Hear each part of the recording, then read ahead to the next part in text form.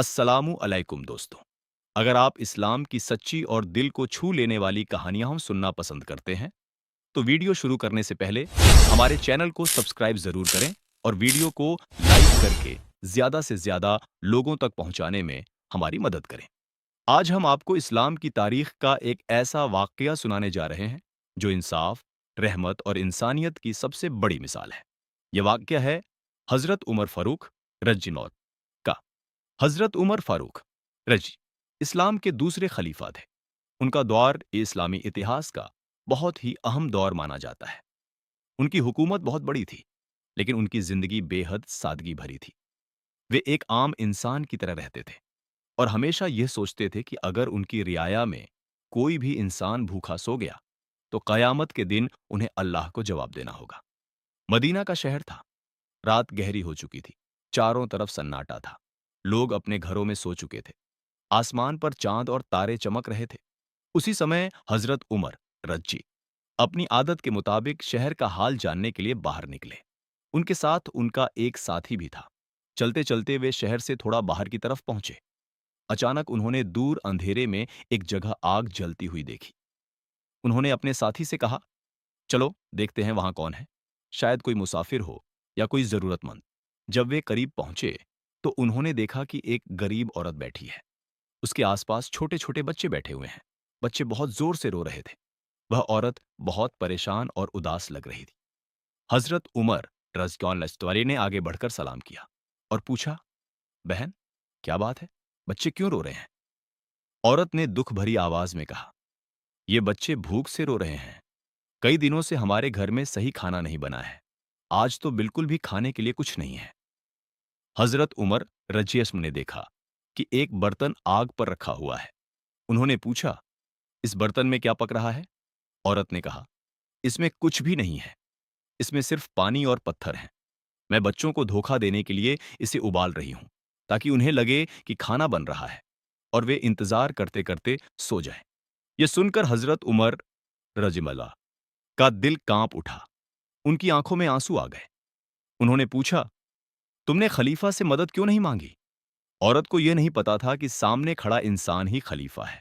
उसने गुस्से में कहा, अगर उमर को हमारी खबर नहीं है, तो उन्हें खलीफा बनने का क्या हक है? क़यामत के दिन अल्लाह उनसे इसका हिसाब जरूर लेगा। यह सुनकर भी हजरत उमर नो रजरीपोल ने कुछ नहीं कहा। वे तुरंत अपने साथी के साथ बैतुल माल की तरफ दौड़े। वहां पहुंचकर उन्होंने आटा, घी, खजूर और दूसरी खाने की चीजें एक बोरी में भरी। जब बोरी भर गई, तो वह काफी भारी हो गई। उनके साथी ने कहा, अमीरुल मोमिनीन, ये बोरी मुझे दे दीजिए, मैं उठा लेता हूं। लेकिन हजरत उमर रजीपास ने कहा, क्या कयामत के दिन भी तुम मेरा बोझ उठाओगे? साथी ने कहा, नहीं। हजरत उमर रजत ने कहा, फिर यह बोझ मुझे ही उठाना होगा। यह कहकर उन्होंने खुद उस भारी बोरी को अपने कंधे पर उठा लिया।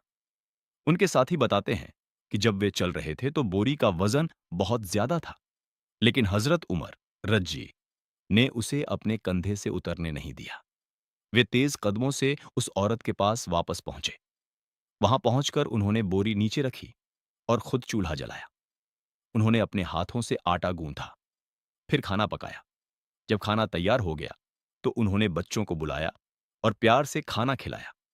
बच्चे बहुत भूखे थे। वे जल्दी जल्दी खाने लगे। कुछ ही देर में बच्चों का रोना बंद हो गया और वे खुश होकर खेलने लगे। हजरत उमर रज्जी ये देखकर बहुत खुश हुए।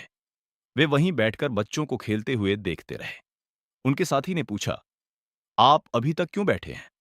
हजरत उमर रजिलोडेबे ने जवाब दिया, जब मैं यहां आया था तो बच्चे रो रहे थे। अब मैं उन्हें हंसते हुए देखना चाहता हूं। कुछ देर बाद बच्चे खेलते खेलते थक गए और सो गए।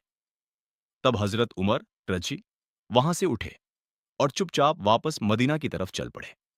उस औरत को यह भी नहीं पता था कि जिसकी वह शिकायत कर रही थी, वही इंसान उसकी मदद करके गया है। दोस्तों, यही था इस्लाम का असली इंसाफ।